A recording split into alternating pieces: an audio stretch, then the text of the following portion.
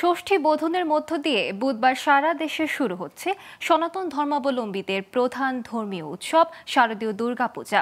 তাই বরিশালের শেষ দিনে চরম ব্যস্ত সময় কাটাচ্ছেন প্রতিমা তৈরির কারিগররা। তবে প্রতিমা তৈরির উপকরণের দাম বাড়ায় খরচ বেড়েছে বলে জানান তারা। এরপরও বরিশালের প্রায় সব মন্দিরে জাঁকজমকপূর্ণ আয়োজন করা হচ্ছে।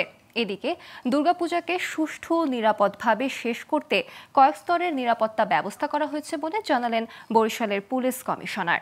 বরিশাল থেকে মুজিবুর রহমান নাহিদের তথ্যচিত্রের ডেস্ক রিপোর্ট।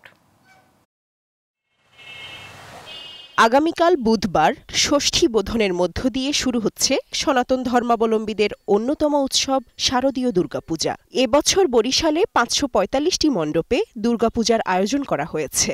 তাই শেষ মুহূর্তে ব্যস্ত কারিগররা। প্রতিমা শিল্পীর তুলির আঁচড়ে জীবন্ত হয়ে উঠছে দেবী দুর্গা, কার্তিক, গণেশ, লক্ষ্মী, সরস্বতী। তবে এবছর প্রতিমা তৈরির উপকরণের দাম বেশি হওয়ায় লোকসানের শঙ্কা তাদের।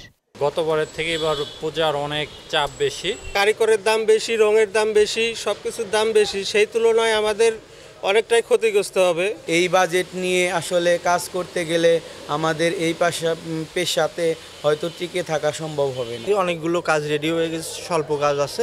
আমরা পূজার আগেই সব কাজগুলো সম্পূর্ণ করব। হিন্দু মুসলিম সকলে মিলে আমরা একটা স্বেচ্ছাসেবক দল করেছি। আশা করি যে পূজা উৎসবটা আমরা উৎসব হিসেবেই পালন করতে পারবো।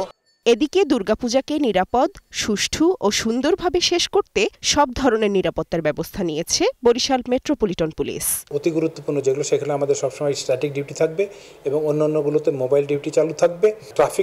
ট্রাফিকের একটা বড় রকমের সমস্যা হয়। এই ট্রাফিকের জন্য ব্যবস্থার জন্য আমরা 7 তারিখ থেকে 13 তারিখ, যেটা দুর্গাপূজার সময় পরে, আমরা ট্রাফিক সপ্তাহ চালু করছি, যাতে ওই সময় আমরা ট্রাফিক ব্যবস্থা সঠিক রাখতে পারি।